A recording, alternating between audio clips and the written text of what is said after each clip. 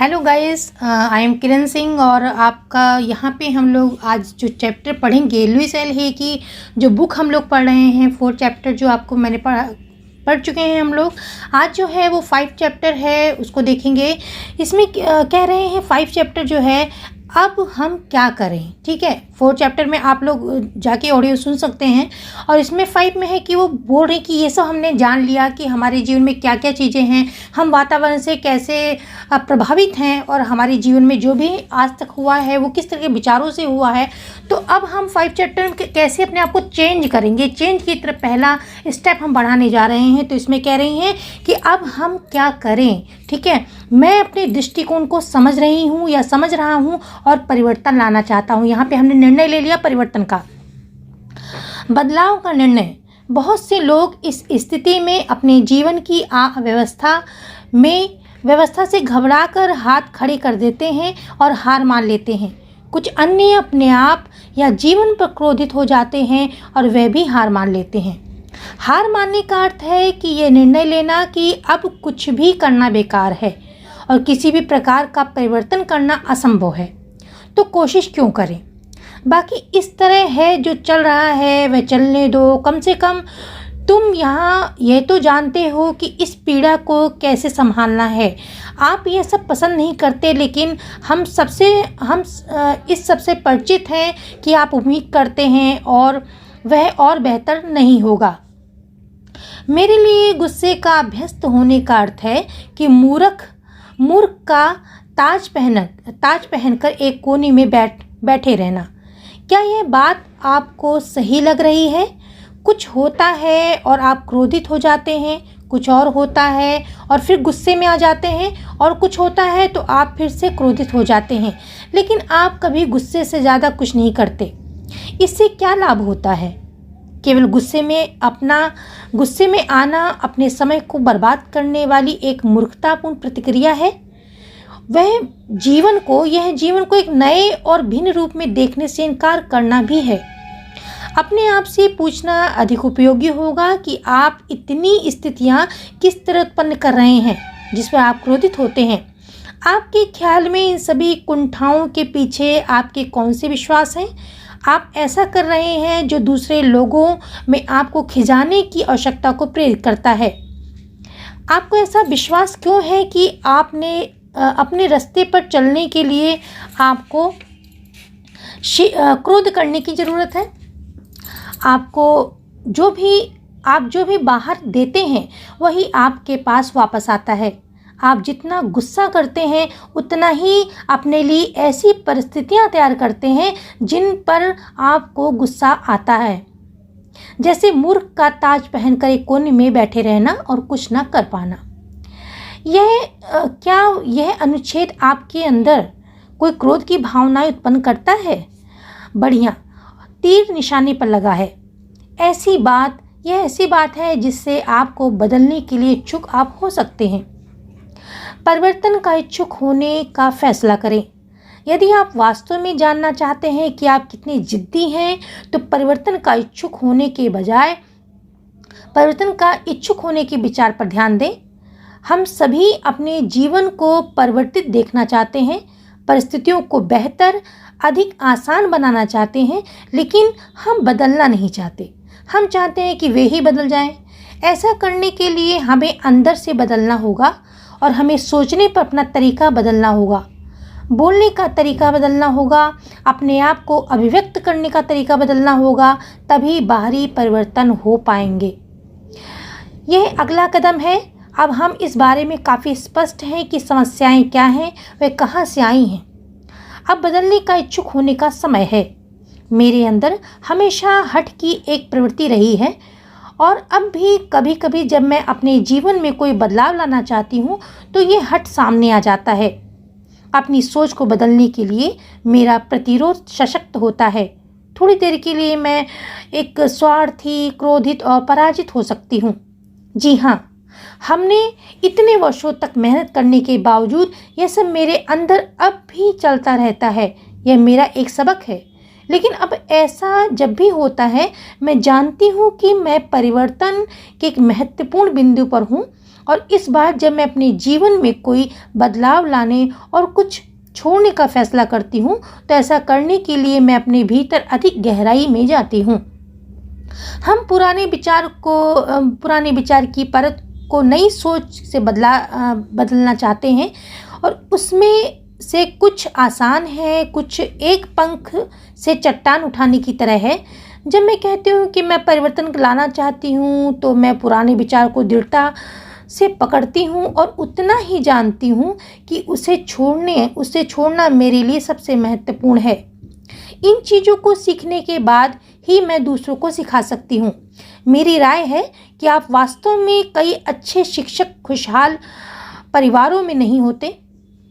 यहाँ सब कुछ आसान होता है। वे अधिक पीड़ा व दुख देख कर आते हैं और वे उस स्थान पर कई परतों को पार करते हुए पहुँचे होते हैं जहाँ तक वे मुक्त होने में दूसरों की मदद कर सकते हैं।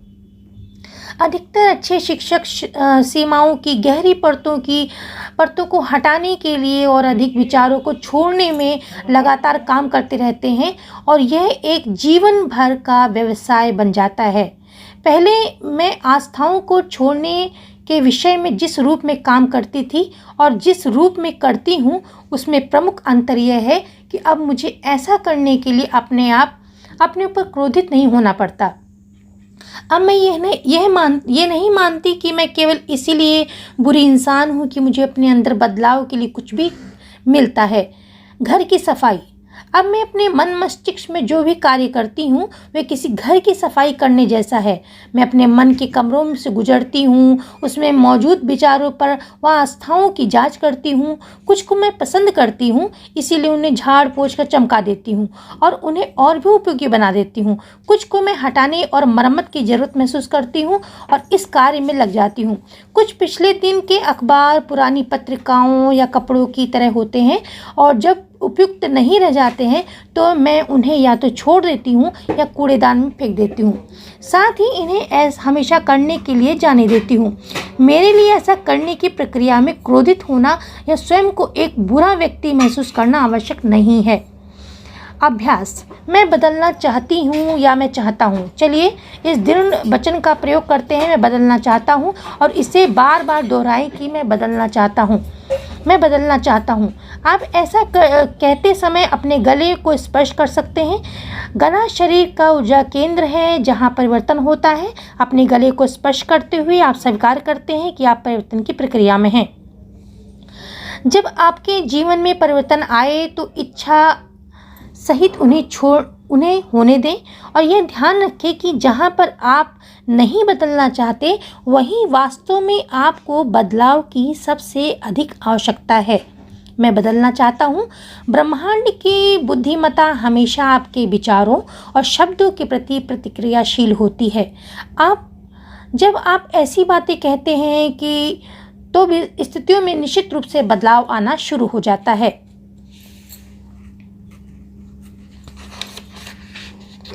बदलने के कई तरीके हैं।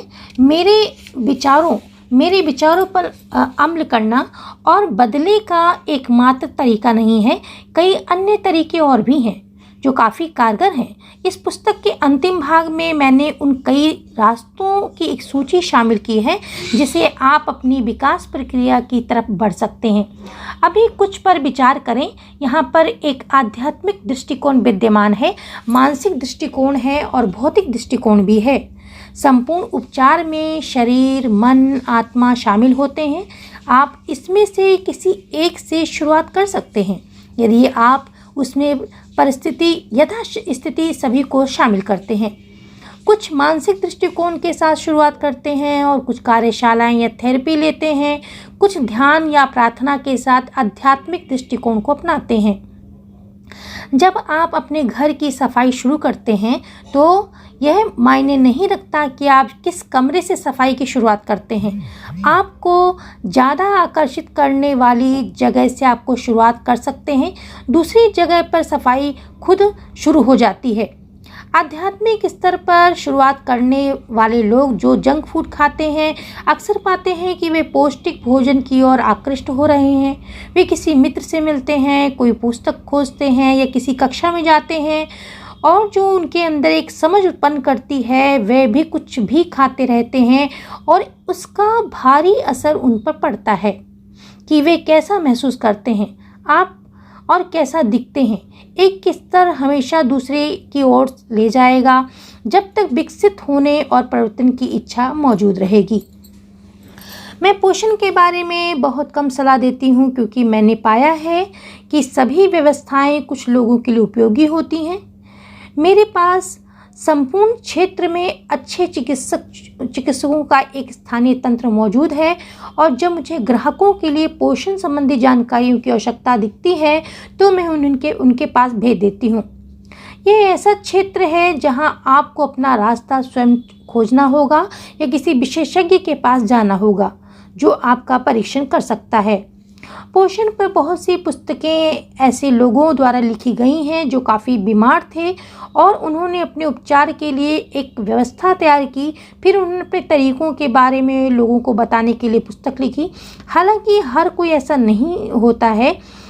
जैसे कि बायोटिक और प्राकृतिक कच्चे खाद्य पदार्थों के आहार दो बिल्कुल भिन्न दृष्टिकोण हैं।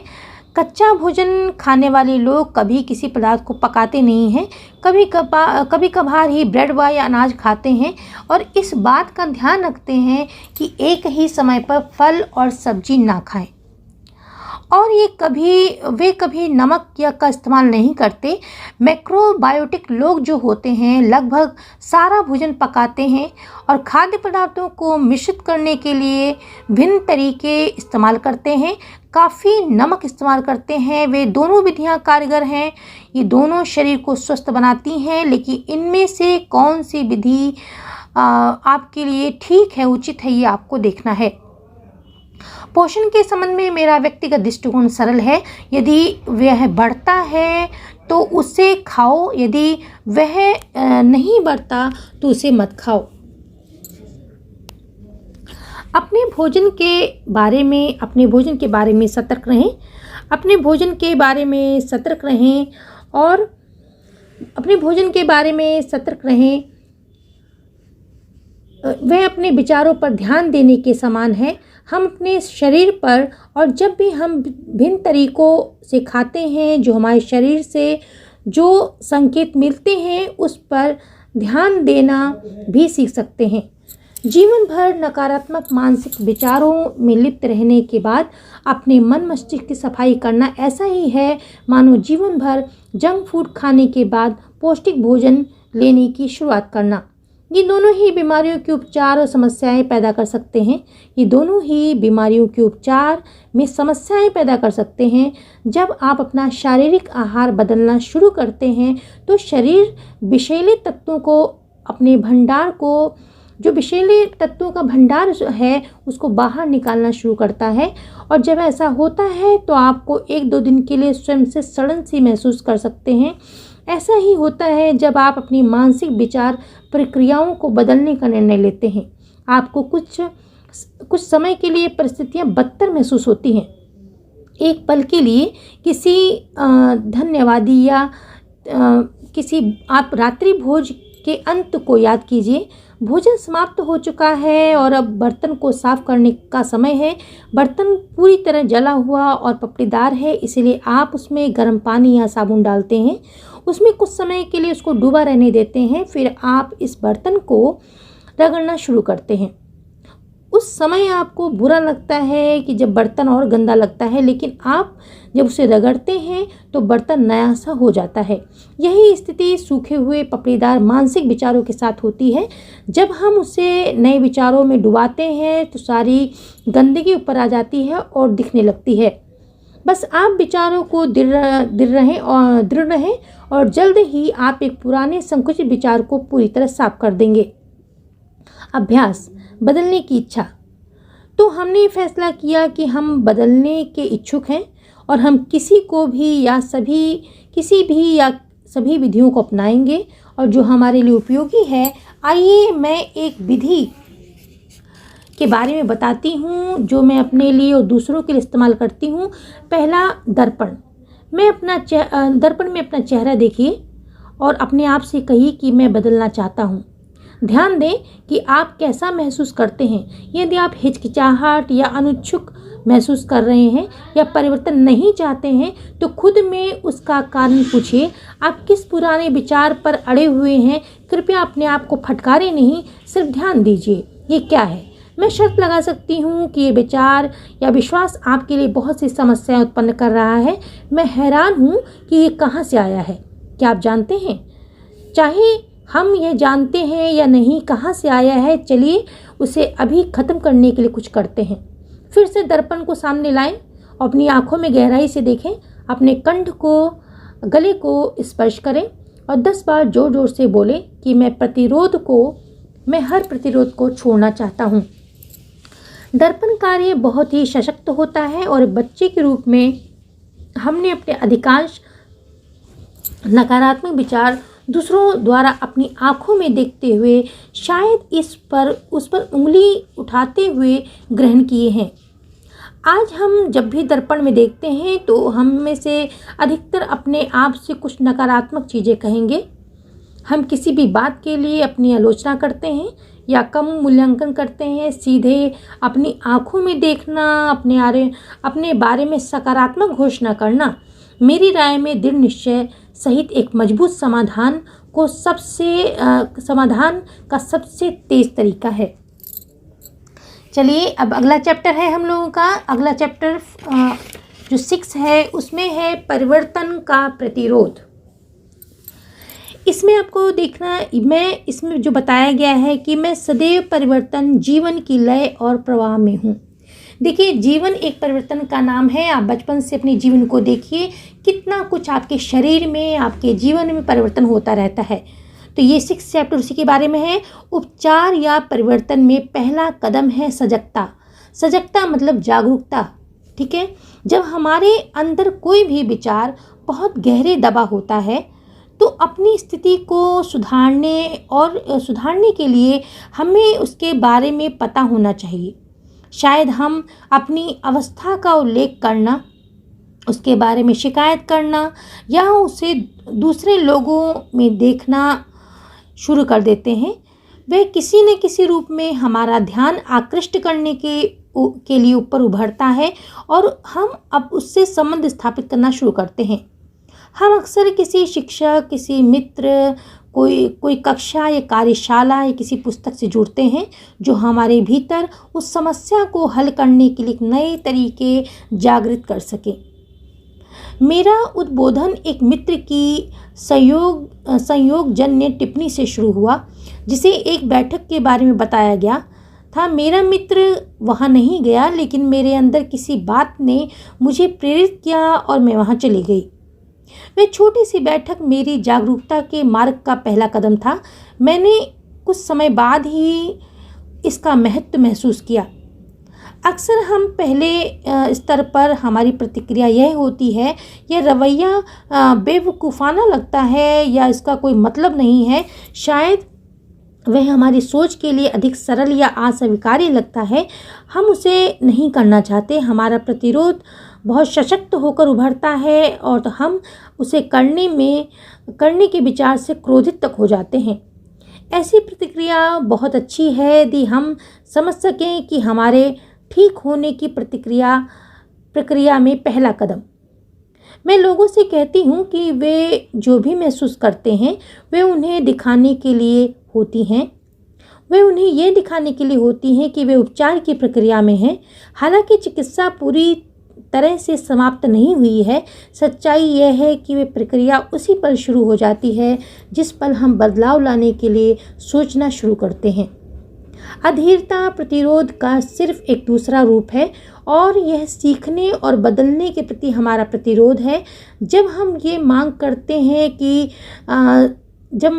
हैं कि वे अभी हो जाए, तुरंत पूरा हो जाए, तो हम अपने आप को अपने द्वारा उत्पन्न समस्या से जुड़ी हुई सबक को सीखने का समय नहीं देते। यदि आप किसी और कमरे में जाना चाहते हैं तो आपको उठकर उस दिशा में एक एक कदम चलकर जाना होगा। केवल अपनी कुर्सी पर बैठकर यह सोचना कि आप दूसरे कमरे में पहुंच जाएंगे संभव नहीं है। ये ऐसी ही बात है कि हम सभी चाहते हैं कि हमारी समस्या खत्म हो जाए, लेकिन हम उन छोटी सी चीज़ों को सही नहीं करना चाहते और उसके समाधान में मदद करती हैं।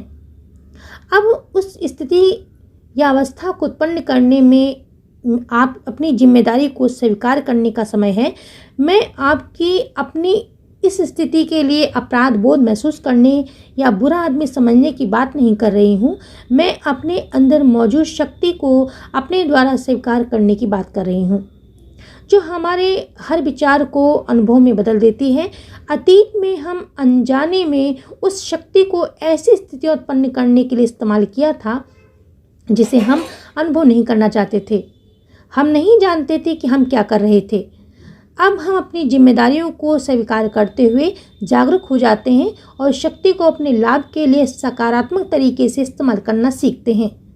अक्सर जब मैं ग्राहकों को समाधान सुझाती हूँ तो किसी मामले को सुलझाने का, किसी व्यक्ति को माफ़ करने का एक नया तरीका मैं देखती हूँ कि उनके जबड़े कस जाते हैं, बाहर आ जाते हैं और वे बाहें सीने पर सख्ती से कस जाती हैं। हो सकता है कि मुट्ठियाँ भी बन जाए। प्रतिरोध उभर रहा है और मैं जानती हूँ कि हमने ठीक वही काम किया है जो करने की आवश्यकता थी। हम सबके पास सीखने के लिए सबक होते हैं, केवल अपने लिए चुने हुए सबक ही हमारे लिए मुश्किल होते हैं तो बातें आसान होती, जो सबक नहीं होती क्योंकि वे बातें हम पहले से जानते हैं। जागरूक होने से सबक सीखे जा सकते हैं। यदि आप किसी ऐसी चीज़ के बारे में सोचते हैं जो करना आपके लिए सबसे कठिन है, तो आप उसका कितना प्रतिरोध करते हैं, तो आप उस पल के अपने सबसे बड़े सबक को देख रहे हैं। झुकना, प्रतिरोध छोड़ देना और अपने आप को सीखने के लिए प्रेरित करता है, जो सीखना हमारे लिए आवश्यक है, अगले कदम को और अधिक आसान बना देगा। अपने प्रतिरोध को परिवर्तन करने के लिए रोकने न दें। हम 2 स्तरों पर काम कर सकते हैं। पहला है प्रतिरोध को देखना, दूसरा है फिर भी अपने मन मस्तिष्क में परिवर्तन लाना। खुद को परखें, देखें कि आप कैसे प्रतिरोध करते हैं और फिर आगे बढ़ जाएं। गैर शाब्दिक तरीका, हमारी क्रियाएं अक्सर हमारा प्रतिरोध व्यक्त करती हैं। उदाहरण के लिए विषय बदलना, कमरा छोड़कर चले जाना, बाथरूम जाना, देर से आना, बीमार हो जाना, निम्नलिखित करते हुए टाल मटोल करना, कुछ और करने लग जाना, किसी कार्य में व्यस्त हो जाना, समय व्यर्थ करना, अलग देखना, खिड़की से बाहर झांकना, कोई पत्रिका पलटना या ध्यान न देना, कोई रिश्ता बनाना या तोड़ना, कुछ चीज़ खराब होना, कारें, उपकरण, ब्लम्बिंग आदि।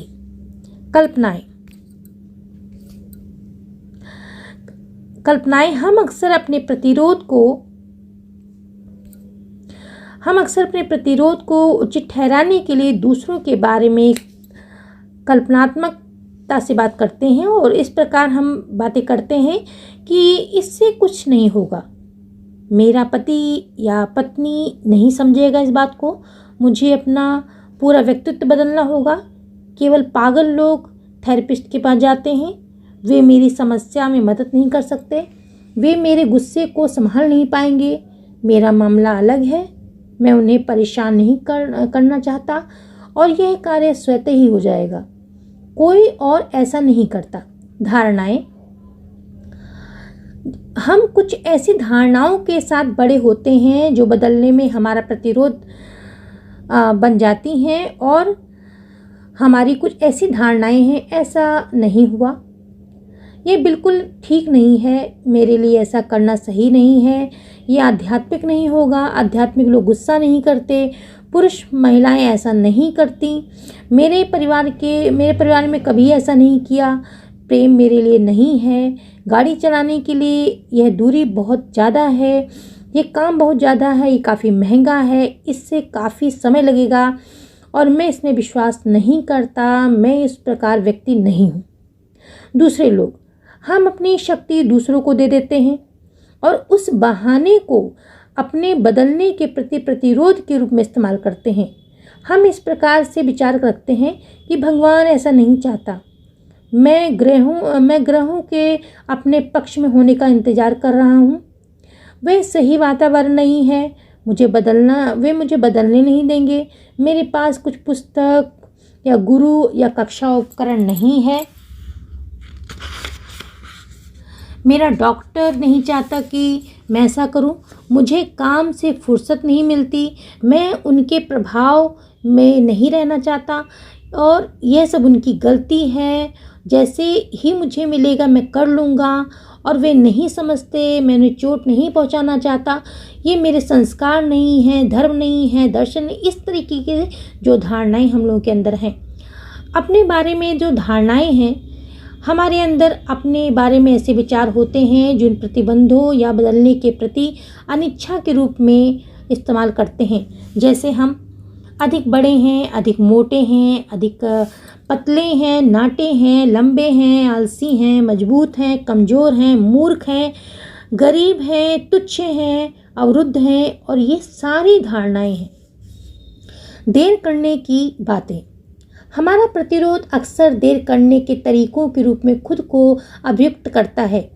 हम ऐसे बहाने बनाते हैं, मैं ये बात कर लूँगा, मैं अभी नहीं सोच सकता, मेरे पास अभी समय नहीं है, ये मेरी व्यस्तता है, काफ़ी समय लगेगा इसमें, हाँ ये एक अच्छा विचार है, मैं कभी भी इसे कर लूँगा, मेरे पास करने के लिए बहुत दूसरे कार्य हैं, मैं कल इसके बारे में सोचूँगा, जैसे मैं यात्रा से लौट आऊँगा, अभी मेरे पास समय नहीं है, बहुत देर हो चुकी है, मैं बहुत जल्दी काम कर रहा हूँ, इस तरीके की चीज़ें आती हैं। इनकार। प्रतिरोध का यह रूप कि किसी प्रकार के परिवर्तन को करने की आवश्यकता से इनकार प्रदर्शित करता है। जैसे मेरे साथ कुछ भी गलत नहीं है, मैं इस समस्या के बारे में कुछ नहीं कर सकता, मेरी पिछली बार बिल्कुल ठीक था और बदलने से क्या अच्छा हो जाएगा, अगर मैं इसे अनदेखा कर दूं तो शायद ये समस्या खत्म हो जाए। डर। अब तक प्रतिरोध का सबसे बड़ा वर्ग है डर, अज्ञात का डर। इन्हें देखिए, मैं भी तैयार नहीं हूँ, मैं असफल हो सकता हूँ, वे मुझे मना कर देंगे, पड़ोसी क्या सोचेंगे, मैं अपने पति या पत्नी को बताने से डरती हूँ या डरता हूँ, मुझे चोट लग सकती है, मुझे बदलना पड़ सकता है और इससे मेरे पैसे खर्च हो सकते हैं, मैं पहले मर जाना चाहूँगा या पहले तलाक ले लूँगा, मैं नहीं चाहता कि किसी को मेरी समस्या के बारे में पता चले, मैं अपनी भावनाओं को व्यक्त करने से डरता हूँ, मैं इस बारे में बात नहीं करना चाहता, मेरे पास इसके लिए ऊर्जा नहीं है, पता नहीं अंत में मेरे साथ क्या हो, मैं अपनी आज़ादी को खो सकता हूँ, यह करना बहुत कठिन है, मेरे पास अभी पैसे नहीं है, मेरी पीठ में चोट लग सकती है, मैं ठीक से नहीं कर पाऊँगा, मैं अपने दोस्तों को खो सकता हूँ, मैं किसी पर भरोसा नहीं करूँगा और इससे मेरी छवि खराब हो सकती है, मैं उतना अच्छा नहीं हूँ। इस सूची में और भी बहुत कुछ है। क्या आपको लगता है कि आप इसमें से किसी तरीके से अपना प्रतिरोध जताते हैं? इन उदाहरणों या प्रतिरोधों को देखें। एक ग्राहक मेरे पास आई क्योंकि वो काफ़ी पीड़ा से गुजर रही थी और 3 अलग अलग सड़क दुर्घटनाओं में उसके पीठ, गर्दन, उसका घुटना क्षतिग्रस्त हो चुका था। फिर भी वह लेट थी, खो गई थी और फिर ट्रैफिक में फंस गई थी। उसके लिए अपनी समस्याएं मुझे बताना आसान था, लेकिन जिस समय मैंने कहा कि थोड़ी देर मुझे कुछ करने दो और हर प्रकार की परेशानी शुरू हो गई और उसके कंटेंट जो लेंस थे उसमें भी तकलीफ़ देने लगे और वे किसी और कुर्सी पर बैठना चाहती थी, उसे बाथरूम जाना पड़ा, फिर उसे लेंस निकालने पड़े। सत्र के शेष समय में वह मुझ पर बिल्कुल ध्यान नहीं दे पा रही थी। यह सब प्रतिरोध था। वह अपनी समस्या को समाप्त करने के लिए उपचार के लिए तैयार नहीं थी। मैंने पाया कि उसकी बहन की भी पीठ की हड्डी 2 बार टूट चुकी थी और साथ ही उसकी माँ की भी। एक और ग्राहक एक अभिनेता, एक कलाकार, स्ट्रीट परफॉर्मर, काफ़ी दक्ष स्ट्रीट परफॉर्मर था और काफ़ी दक्ष था। उसने शेखी बघारी कि वह दूसरों, खासकर संस्थानों को धोखा देने में कितना चतुर है। वह लगभग हर चीज़ को उड़ाकर बचना जानता था और फिर वह ऐसा कुछ नहीं कर पाया। वह हमेशा टूटा सा रहता था और कम से कम 1 महीने पर का किराया बकाया हमेशा उसके पास रहता था। अक्सर उसके पास टेलीफोन नहीं होता था और उसके कपड़े फूहड़ थे। उसका काम बहुत अव्यवस्थित था, उसके शरीर में काफ़ी पीड़ा थी और उसका जीवन प्रेम में नहीं था। उसका सिद्धांत यह था कि वह तब तक धोखा देना बंद नहीं कर सकता था जब तक कि उसके जीवन में कुछ अच्छा ना हो। निश्चित रूप से वह दुनिया को जो दे रहा था उसके जीवन में कुछ अच्छा नहीं हो सकता था। उसे पहले धोखेबाजी बंद करनी थी। उसका प्रतिरोध वह यह था कि दूसरे तरीकों को छोड़ने के लिए तैयार नहीं था। अपने मित्रों को अकेला छोड़ दें। अक्सर अपने आप में परिवर्तन लाने के लिए मेहनत करने की बजाय हम यह सोचते हैं कि हमारे किन मित्रों को बदलने की ज़रूरत है। यह भी तो प्रतिरोध है। मेरे काम के शुरुआती दिनों में मेरे पास एक ग्राहक थी जो मुझे अस्पताल में पड़े अपनी सभी मित्रों के पास भेज देती थी। उन्हें फूल भेजने की बजाय वह उनकी समस्याओं को हल करने के लिए मुझे भेजती थी और मैं हाथ में टेप रिकॉर्डर लेके वहाँ पहुँच जाती थी। आमतौर पर बिस्तर पर किसी ऐसे शख्स को पाती थी जो नहीं जानता था कि मैं वहाँ क्यों हूँ या समझ नहीं पाता था मैं वहाँ क्या कर रही हूँ।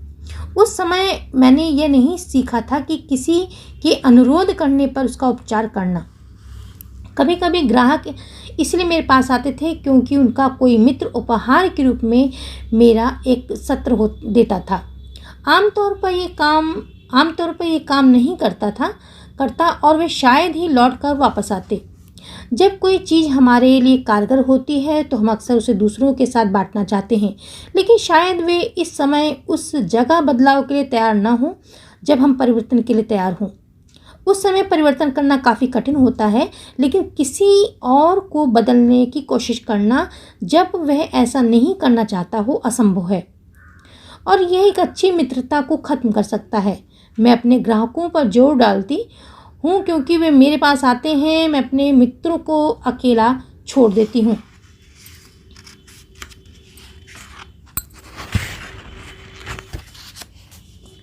दर्पण अपने बारे में हमारी भावनाओं को प्रतिबिंबित करता है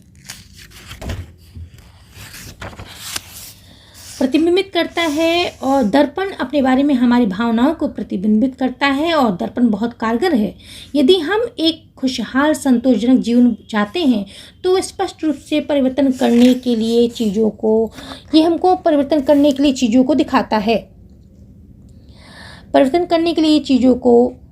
दिखाता है और मैं लोगों को कहती हूँ कि जब मैं किसी दर्पण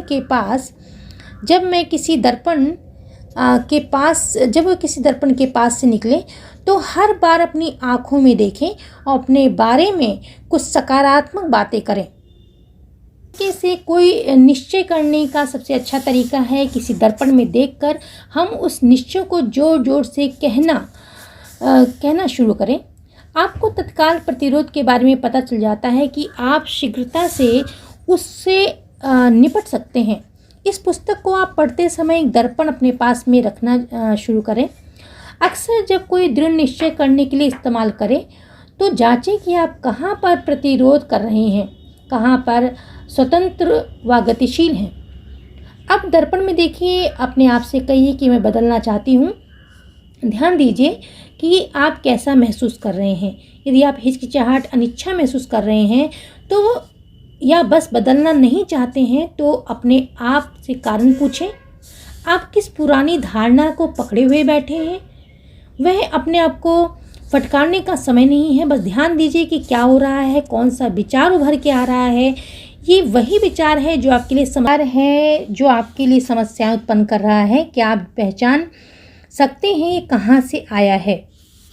जब हम प्रतिज्ञाएं करते हैं और वे सही नहीं लगती तो कुछ होता कुछ नज़र नहीं आता तो ये कहना आसान है, ओह ये प्रतिज्ञाएं काम नहीं करती। ऐसा नहीं है कि प्रतिज्ञाएं काम नहीं करती, बस हमें प्रतिज्ञाएं करना शुरू करने से पहले एक और कार्य करने की ज़रूरत है। तरीकों का दोहराव और हमें अपनी आवश्यकताएं बताता है। हमारी हर आदत के लिए हम बार बार जिस अनुभव से गुजरते हैं, हम जिन तरीकों को दोहराते हैं, वह हमारे भीतर आवश्यकता होती है। ये आवश्यकता हमारी किसी धारणा के अनुरूप होती है। यदि आवश्यकता नहीं होती तो हम उसे नहीं अपनाएंगे, नहीं करेंगे, वैसा नहीं बनेंगे। हमारे अंदर कुछ है जिसे मोटापे की, खराब रिश्तों की, विफलताओं की, सिगरेटों की, गुस्से की, गरीबी की, शोषण की, हमारी जो भी समस्या है हमारी उसकी आवश्यकता है।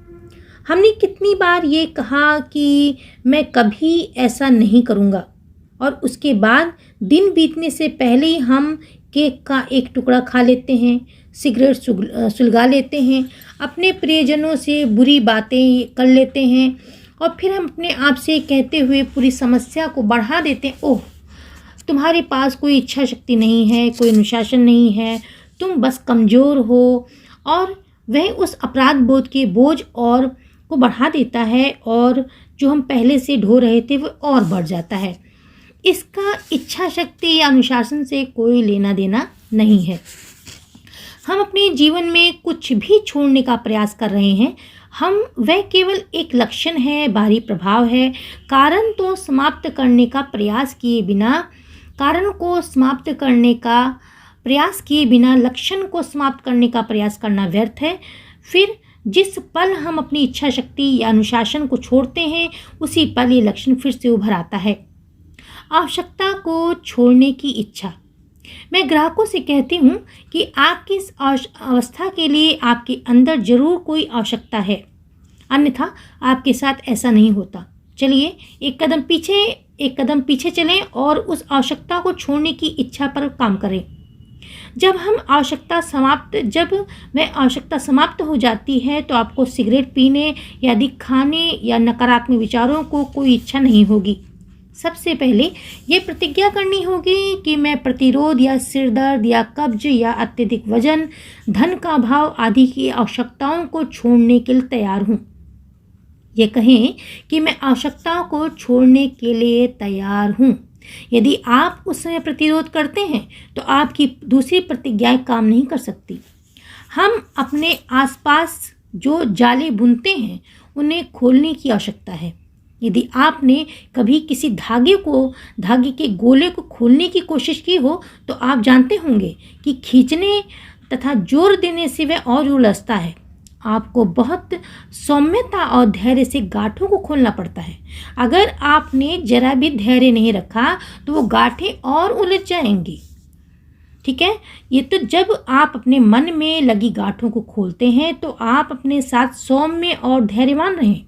ज़रूरत हो तो मदद दें, और सबसे पहले इस प्रक्रिया में अपने साथ प्रेम रखें। पुराने को त्याग देने की इच्छा ही सबसे महत्वपूर्ण है, और यही इसका रहस्य है। जब मैं कहती हूँ कि समस्या की आवश्यकता, तो मेरा मतलब होता है कि हमारे कुछ खास वैचारिक तरीकों के अनुसार हमें कुछ बाहरी प्रभावों या अनुभवों की आवश्यकता होती है। हम बाहरी प्रभाव एक अंदरूनी विचार प्रारूप की स्वाभाविक अभिव्यक्ति होता है। केवल बाहरी प्रभाव या लक्षण से लड़ना अपनी ऊर्जा व्यर्थ करना है, तथा अक्सर इससे समस्या और बढ़ जाती है। मैं काम का नहीं हूँ और से टालमटोल उत्पन्न होती है। यदि मेरी एक अंदरूनी धारणा तथा विचार यह है कि मैं किसी काम का नहीं हूँ, तो मेरा एक बाहरी प्रभाव शायद टालमटोल करने की आदत होगा। आखिरकार हम ये जानना चाहते हैं कि वहाँ जाने से रोकने का एक तरीका है टालमटोल। टालमटोल करने वाले व्यक्ति, अधिकतर लोग काफ़ी समय और ऊर्जा टालमटोल के लिए खुद को दोषी ठहराते हुए खर्च करते हैं।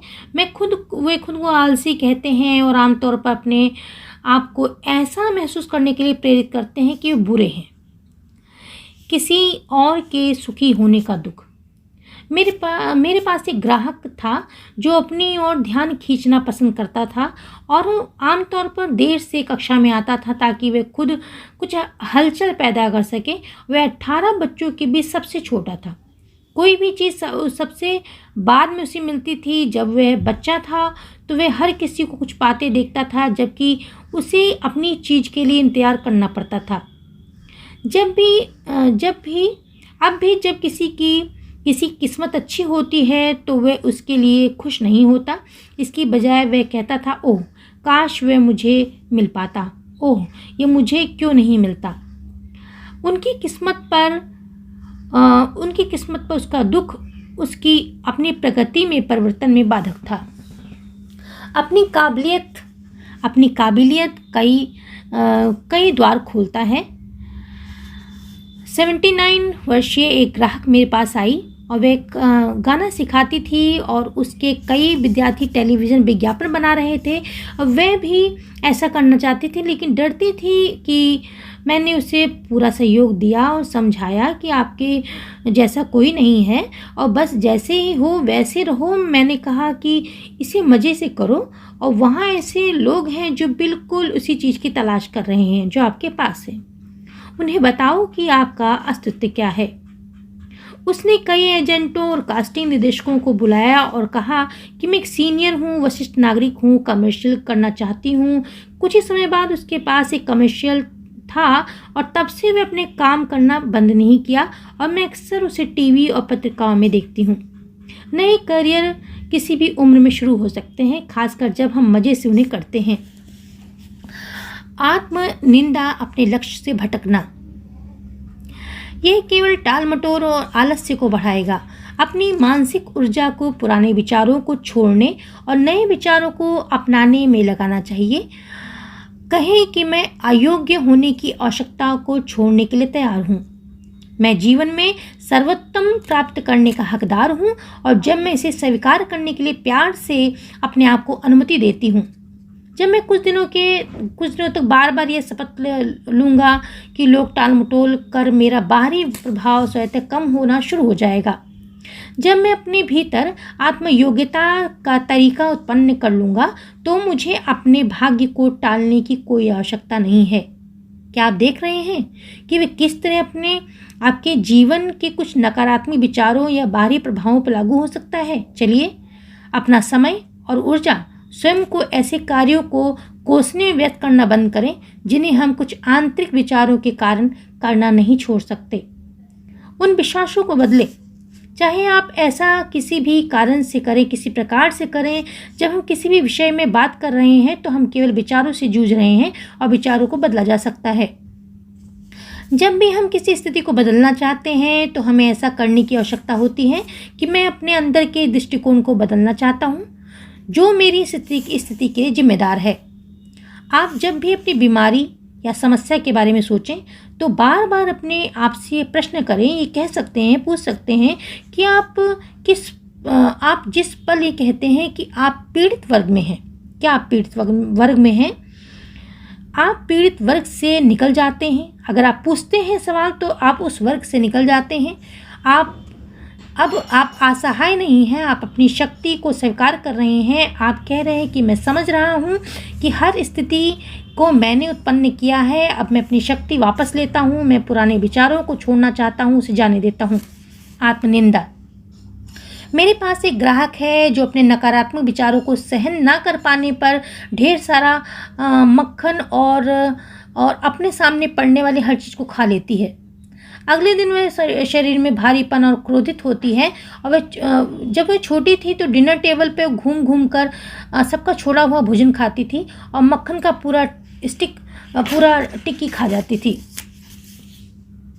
उसके परिजन ये देखकर हंसते थे और उन्हें वे प्यारी लगती थी और उसने परिवार से मिलने वाला लगभग इकलौता ये अनुमोदन था। जब आप स्वयं को फटकारते हैं, जब आप अपने आप को निम्न स्तरीय देखते हैं, जब आप अपने आप को पीटते हैं तो आप किसके साथ इस प्रकार का व्यवहार कर रहे होते हैं? हमने अपने लगभग सभी दृष्टिकोण, चाहे वो नकारात्मक हो या सकारात्मक हो, उस समय ही स्वीकार कर लिए हैं जब हम 3 वर्ष के थे।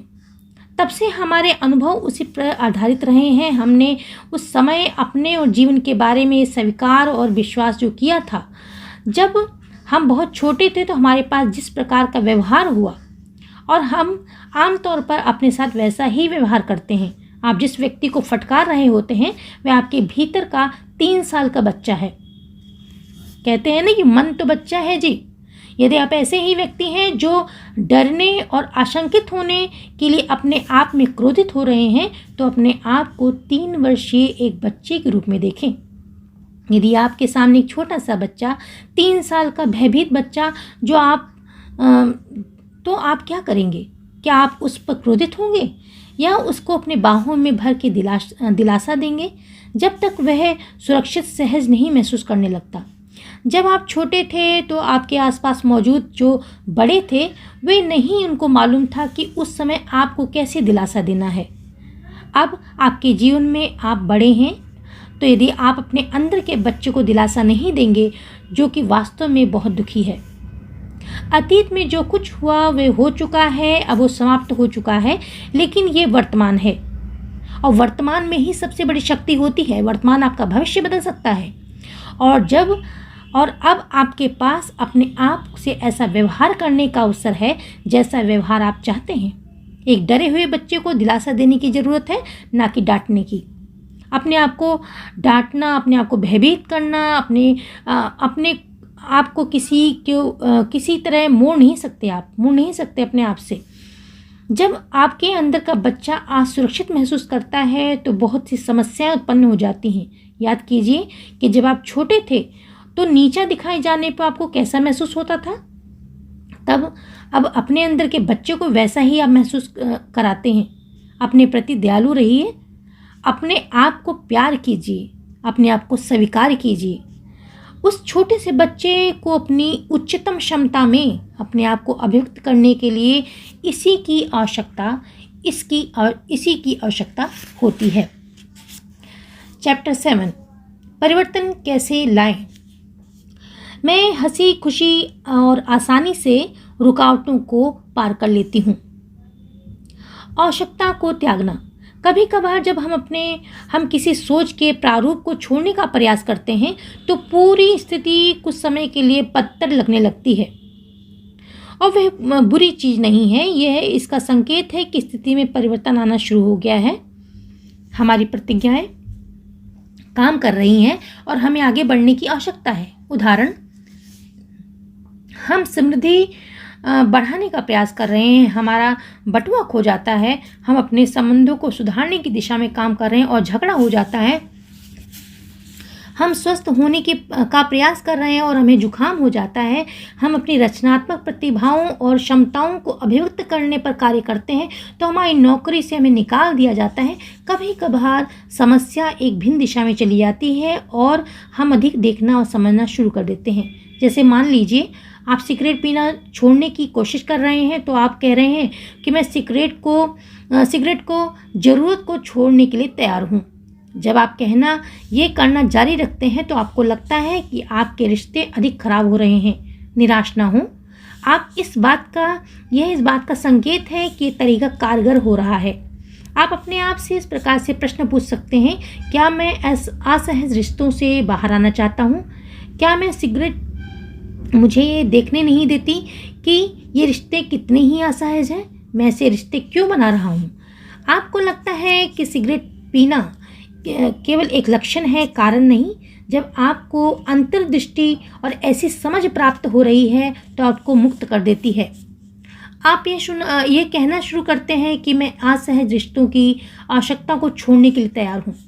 फिर आप ध्यान देते हैं कि आपके इतने असहज होने का कारण यह है कि दूसरे लोग हमेशा आपकी आलोचना करते हुए दिखाई देते हैं। यह जानते हुए कि हमेशा हम अपनी सभी अनुभवों को जन्म देते हैं, आप जब भी ये कहेंगे कि मैं आलोचना का शिकार बनने की आवश्यकता को छोड़ने के लिए तैयार हूँ, इसके बाद आप आलोचना के बारे में सोचते हैं और आपको एहसास होता है कि बचपन से आपको काफ़ी आलोचना सहनी पड़ी थी। आपके पास मौजूद छोटा बच्चा तभी सहज महसूस करता है जब उसे आलोचना मिलती है और इसके छिपने का आपका तरीका एक धुएं का पर्दा तैयार करना था।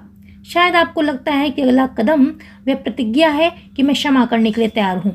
जब आप अपनी प्रतिज्ञाएं करना जारी रखते हैं तो आपको लग सकता है कि आप सिगरेट आपको आकर्षित नहीं करती। आपके जीवन में मौजूद लोग अब आपकी आलोचना नहीं करते। फिर आपको पता लगता है कि आपने अपनी आवश्यकता को त्याग दिया है। ऐसा करने में थोड़ा समय लगता है और अगर आपके मन में आग्रह है तो आप हर दिन आपको परिवर्तन की प्रक्रिया के बारे में सोचने के लिए स्वयं को कुछ एकांत क्षण देने के लिए तैयार हैं। आपको उत्तर मिल जाएंगे। आपके अंदर के बुद्धिमत्ता वही है जिसने इस पूरी दुनिया को बनाया है। आप भी जो जानना चाहते हैं वह आपके सामने लाने के लिए आप अपने आंतरिक मार्गदर्शन पर भरोसा करें। अभ्यास।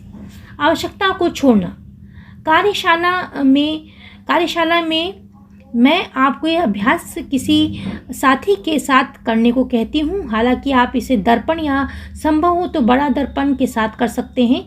एक पल के लिए अपने जीवन के किसी चीज़ के बारे में सोचें जिसे आप बदलना चाहते हैं। दर्पण को सामने लाएं, अपनी आंखों में देखें, जोर से कहें कि मैं अब जान गया हूँ कि मैंने इस स्थिति को उत्पन्न किया है और अब मैं अपनी चेतना से मौजूद इस स्वरूप को छोड़ना चाहती हूँ। मैं इस स्थिति के लिए जिम्मेदार हूँ और इसे महसूस करते हुए कई बार कहें। यदि आप अपने साथी के साथ होते हैं तो आपके साथी से मैं कहलवाती हूँ, क्या वो भी यही सोचता है कि आप वास्तव में ऐसा करना चाहते हैं? मैं चाहती हूँ कि आप अपने साथी को विश्वास दिलाएं। यदि अपने आप से पूछें, क्या आप सच में ऐसा करना चाहते हैं? दर्पण में देखते हुए अपने आप को विश्वास दिलाएं और इस बार आप अतीत के कब्जे से बाहर निकलने के लिए तैयार हैं। इस बिंदु पर कई लोग डर जाते हैं क्योंकि वे नहीं चाहते कि ये छोड़ना किस प्रकार से करें। वे कभी उत्तर जाने बिना ही अपने आप से वादा करने से डरते हैं। यह केवल ज़्यादा प्रतिरोध है और वे इससे आगे बढ़ जाएं। एक अच्छी बात यह है कि हमें यह नहीं करना है कि ऐसा कैसे करना है। हमें बस ऐसा करने की इच्छा रखनी है। सार्वभौमिक जो बुद्धिमत्ता है, जो ब्रह्मांड है, वह अपना अवचेतन मस्तिष्क इसे करने के तरीके खोज लेगा। आप जो विचार मन में लाते हैं, वो जो शब्द बोलते हैं, उसके बारे में प्रतिक्रिया होती है और शक्ति इस पल में है और आप क्षण को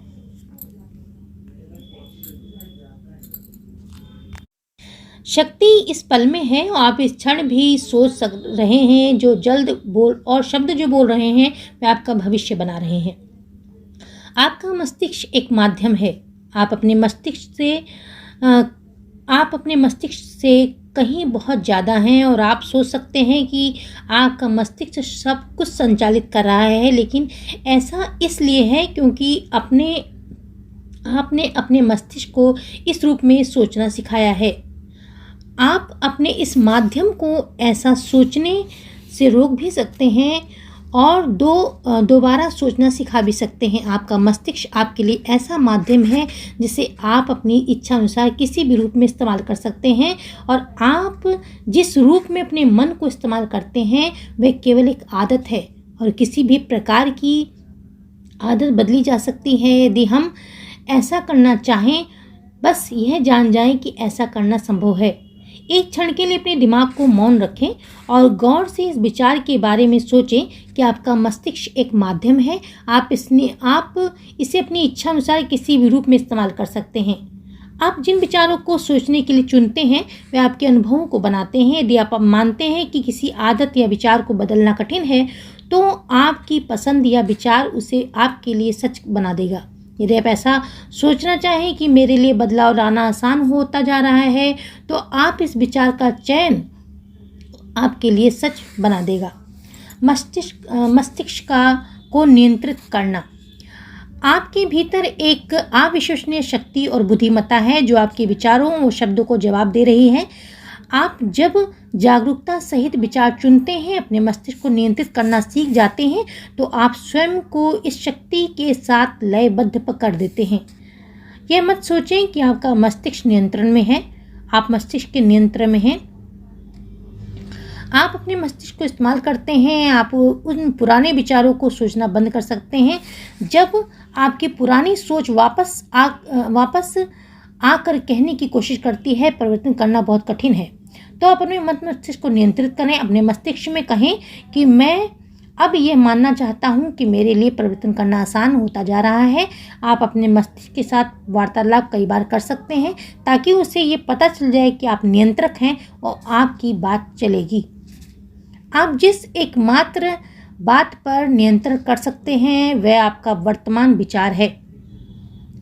आपके पुराने विचार जा चुके हैं और आपके उनके संबंध में आप कुछ नहीं कर सकते, बस उनके द्वारा उत्पन्न अनुभवों को जी सकते हैं।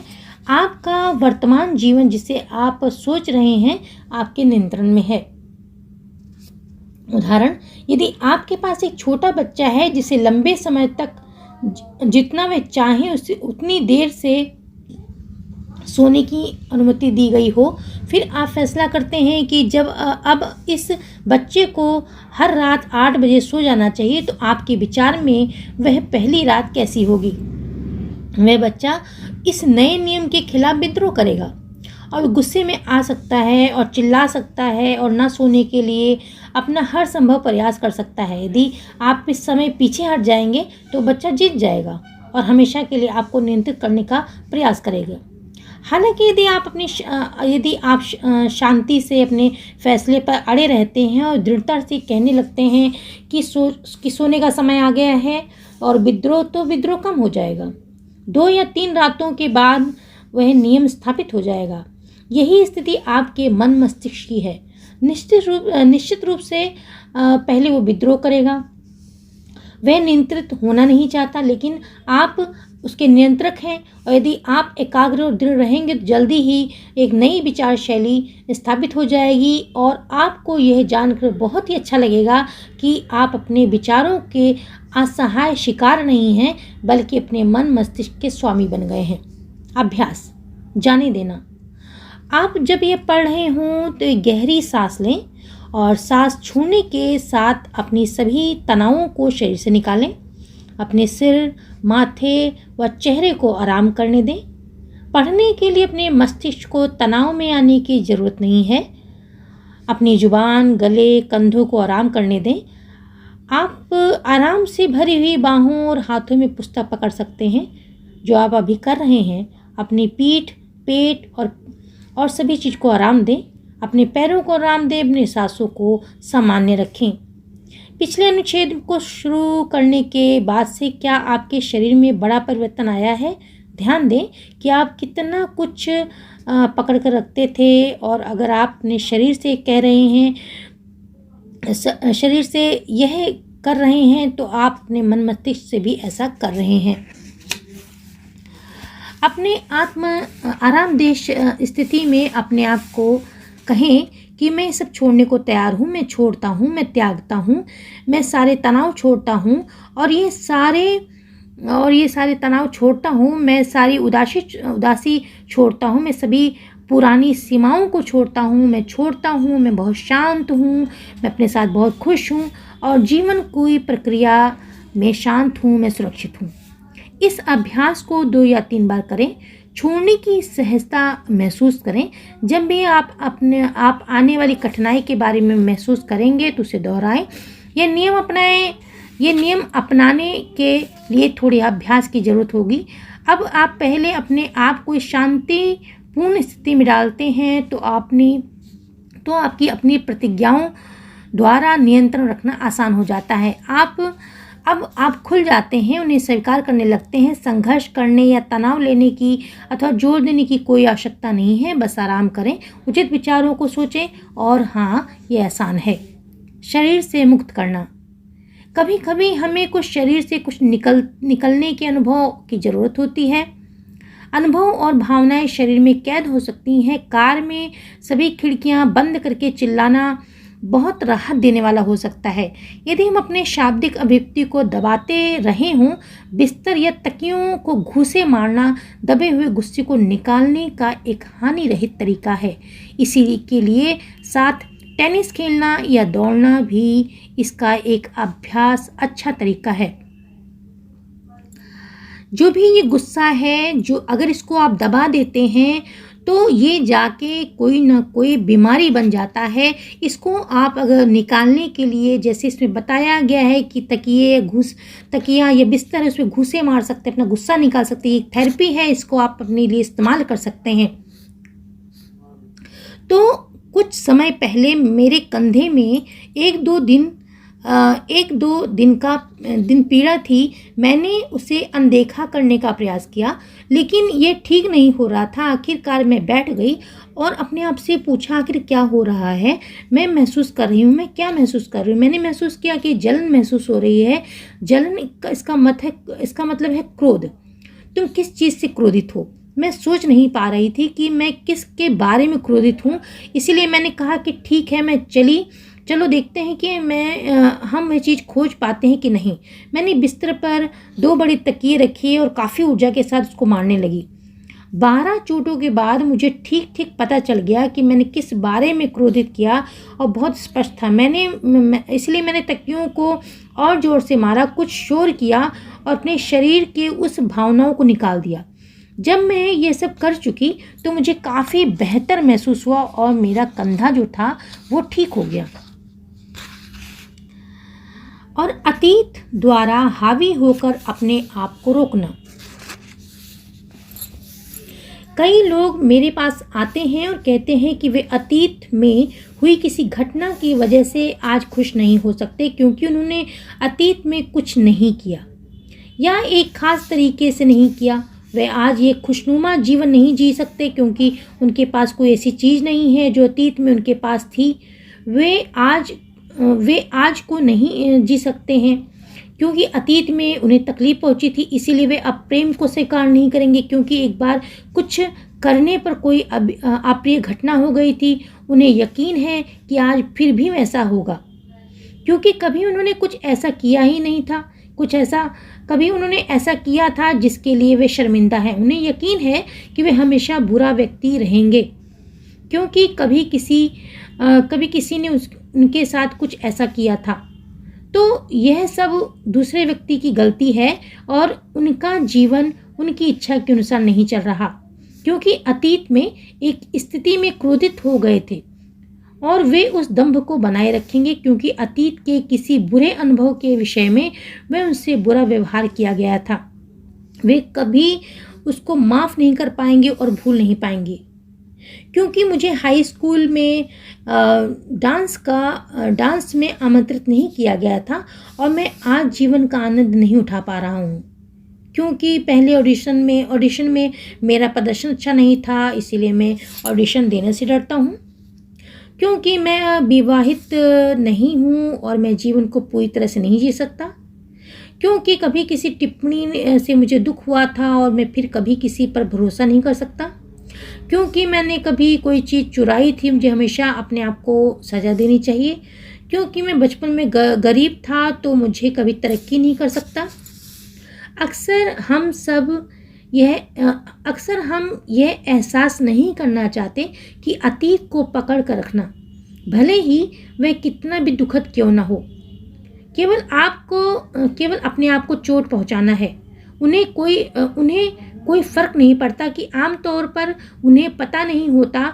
हम बस उस पल को पूरा जीने से इनकार करते हुए अपने आप को दुखी करते हैं। अतीत गुजर चुका है और उसे बदला नहीं जा सकता। हम केवल वर्तमान क्षण का अनुभव कर सकते हैं। अतीत के बारे में दुखी होते हुए हम उस क्षण में उसके स्मरण का अनुभव कर रहे हैं और इस प्रक्रिया में इस क्षण के वास्तविक अनुभव को खो रहे हैं। अभ्यास, त्याग देना। चलिए अपने मन मस्तिष्क से अतीत को मिटा देते हैं। उसके प्रति जो भावनात्मक लगाव को त्याग देते हैं। यादों को सिर्फ यादें ही रहने दें। यदि आप ये सोचें कि तीसरी कक्षा में आप क्या करना चाहते थे, तो आमतौर पर उसमें कोई भावनात्मक जुड़ा नहीं होता, बस एक याद होती है। और यह हमारे जीवन को अपनी पुरानी घटनाओं के लिए भी सच हो सकता है। जब हम किसी चीज़ को छोड़ देते हैं तो हम अपनी सारी मानसिक ऊर्जा उस क्षण का आनंद उठाने और एक अच्छा भविष्य बनाने में इस्तेमाल करने के लिए स्वतंत्र हो जाते हैं। हम सभी चीज़ों की सूची बनाएं जिन्हें आप छोड़ने के इच्छुक हैं। आप ऐसा करने के कितने इच्छुक हैं, अपनी प्रतिक्रियाओं पर ध्यान दें और हम चीज़ों को छोड़ने के लिए आपको क्या करना पड़ेगा, आप ऐसा करने के लिए कितने इच्छुक हैं, आपके प्रतिरोध का क्या स्तर है। क्षमा करना अगला कदम है, माफ़ करना, क्षमा करना। इसके लिए आपको दूसरों को माफ़ करना है, अतीत से मुक्त करना है। द कोर्स इन मिरेकल्स में बार बार कहा गया है कि क्षमा लगभग हर चीज़ का जवाब है। मैं जानती हूँ कि जब हम आप प्रसन्न होते हैं तो आम तौर पर इसका अर्थ है कि अभी और लोगों को माफ़ करना है। हम वर्तमान क्षण में जीवन के साथ स्वतंत्र रूप से आगे नहीं बढ़ते हैं। आमतौर पर इसका मतलब ये होगा कि हम अतीत के किसी क्षण को पकड़कर बैठे हैं और पछतावा हो सकता है, उदासी, दुख, भय, अपराध बोध, दोषारोपण, क्रोध, नाराजगी, कभी कभी प्रतिशोध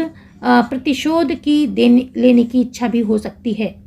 ऐसी हर स्थिति को माफ़ ना करने और उन्हें छोड़ने से इनकार करने, स्वयं को वर्तमान क्षण में ना लाने से आती है।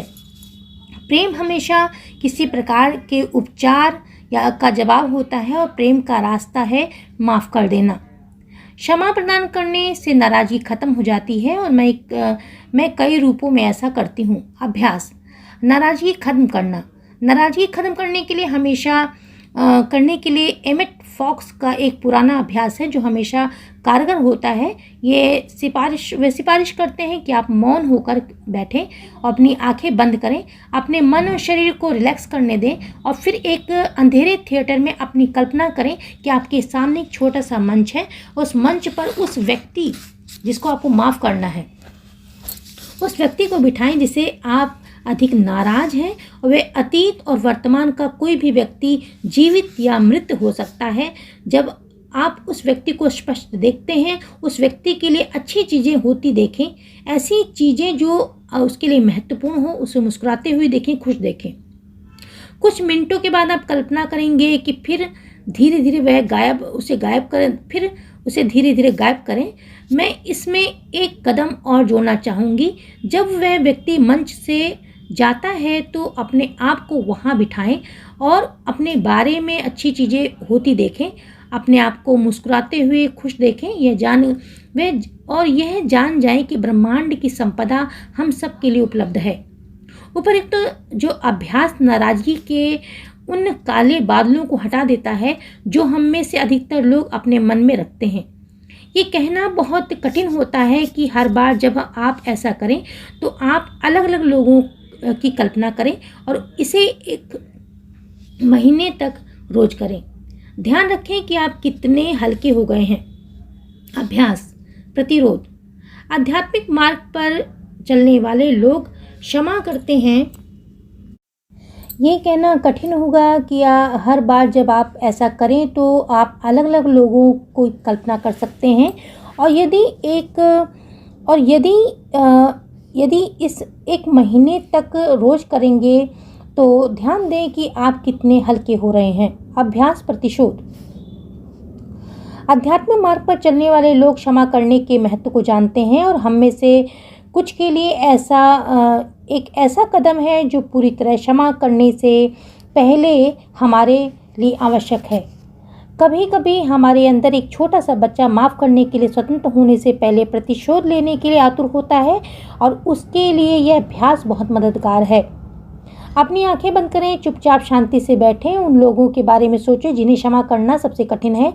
आप उनके साथ वास्तव में क्या करना चाहेंगे, उन्हें अपनी क्षमा के लिए क्या करना पड़ेगा, अभी ही वैसा होने की कल्पना करें।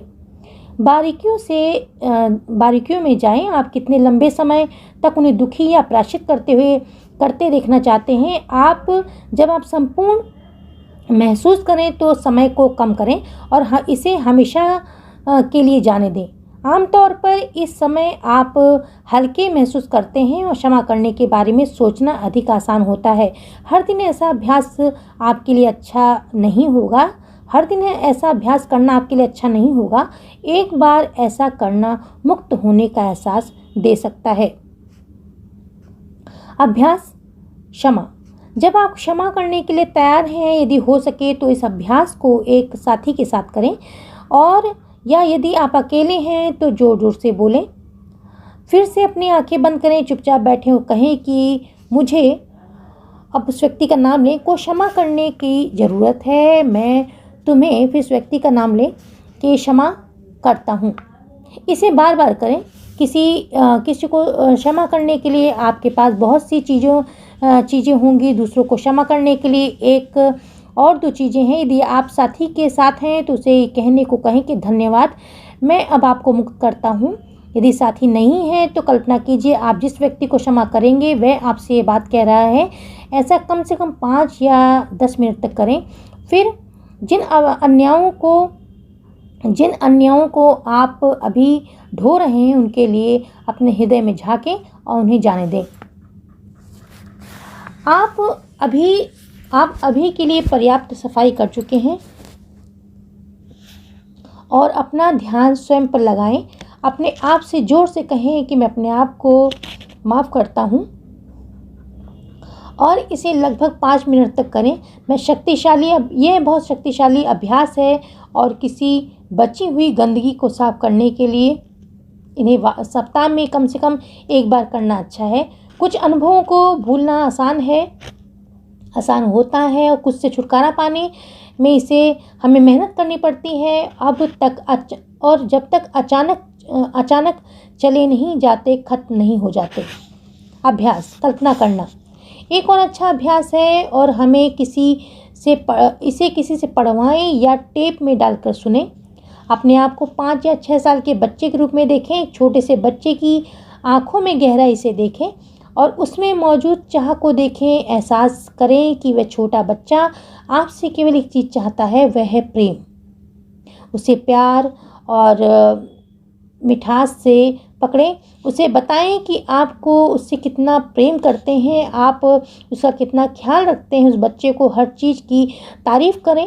कहें कि सीखने के दौरान गलतियां सबसे होती हैं। वादा करें कि आप हमेशा उसका साथ देंगे, चाहे जो भी हो। हम उस छोटे से बच्चे को बहुत छोटा होने दें और जब तक आपके दिल में प्रवेश करने लायक आकार न हो जाए। उसे वहाँ रखें ताकि आप जब भी नीचे देखें तो आप उस छोटे से बच्चे को अपनी ओर देखता हुआ पाएं और आपसे ढेर सा प्यार वो पा सके। अब आप 4 या 5 वर्ष की छोटी लड़की के रूप में अपनी माँ की कल्पना करें, जो डरी हुई है, प्रेम की तलाश में है। वे नहीं जानती कि उन्हें कहाँ से मिलेगा।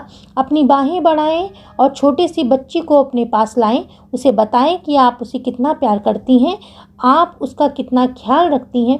उसे बताएं कि आप उस पर भरोसा कर सकती हैं, आप हमेशा उसका साथ देंगी, चाहे जो भी हो। वह चुप हो जाती है। जब वह चुप हो जाती है तो आप सुरक्षित महसूस करने लगती है। तब उसे बहुत छोटा होने दें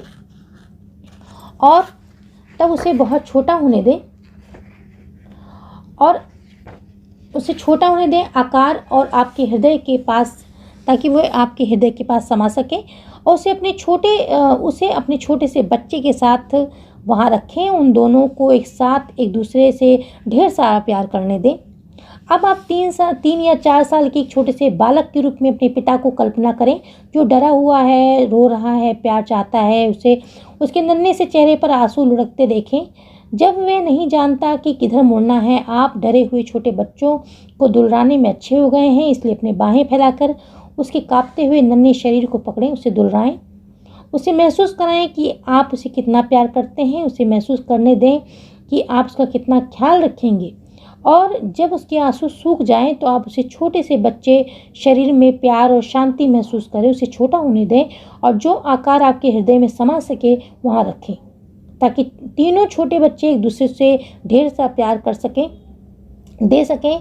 आप उन सब को प्रेम कर सकें। आपके हृदय में इतना प्रेम है कि आप पूरी पृथ्वी पर उपचार कर सकते हैं।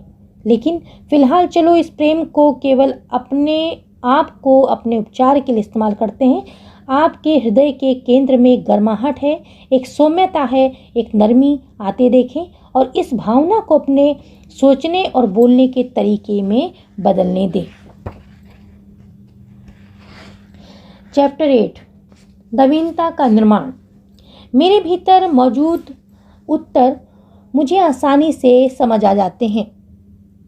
मैं मोटा नहीं होना चाहता, मैं टूटना नहीं चाहता, मैं बूढ़ा नहीं होना चाहता, मैं ये नहीं करना चाहता, मैं इस रिश्ते में नहीं रहना चाहता, मैं अपनी माँ या पिता जैसा नहीं बनना चाहता, मैं इस नौकरी को नहीं चाहता, मैं ये बाल या नाक या शरीर नहीं चाहता, मैं तनहा नहीं होना चाहता, मैं असंतुष्ट नहीं होना चाहता, मैं बीमार नहीं होना चाहता। आप जिस चीज़ पर ध्यान देते हैं वह चीज़ें बढ़ती हैं। ये हमारे जीवन में होता है। हम ज़्यादातर जो होता है अपनी नकारात्मक चीज़ों की तरफ, अपनी कमियों की तरफ ध्यान देते हैं और वो चीज़ें बढ़ती जाती हैं हमारे जीवन में।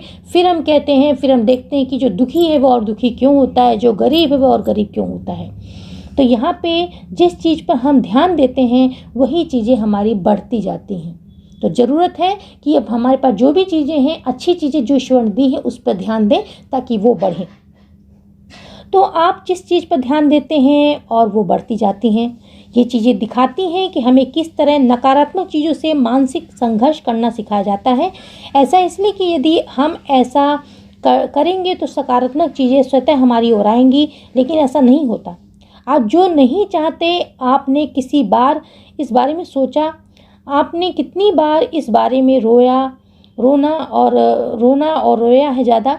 क्या इससे आपको चीज़ मिली जो आप वास्तव में चाहते? आप सबसे कहते रहते मेरे पास ये नहीं वो नहीं, तो क्या चीज़ें आपको मिल जाती हैं? यदि आप अपने जीवन में वास्तव में परिवर्तन लाना चाहते हैं तो नकारात्मकता से लड़ना पूरी तरह से समय बर्बाद करना है। आप जो नहीं चाहते हैं आप उस पर अपनी ऊर्जा ख़त्म कर रहे हैं, अपना जोर दे रहे हैं, उस पर फोकस कर रहे हैं, आप उसे बढ़ा रहे हैं। आपने अपने जीवन के बारे में जो भी चीज़ें हमेशा नापसंद की हैं वो शायद अब भी आपके साथ हैं। आप जिन चीज़ों पर ध्यान देते हैं वे और बढ़ती हैं, आपके जीवन में स्थायी हो जाती हैं। नकारात्मकता से दूर जाएं, अपना ध्यान वहाँ लगाएं जो आप वास्तव में चाहते हैं। आप बनना चाहते हैं, क्या बनना चाहते हैं आप? चलिए उपयुक्त नकारात्मक प्रतिज्ञाओं को सकारात्मक प्रतिज्ञाओं में बदलें।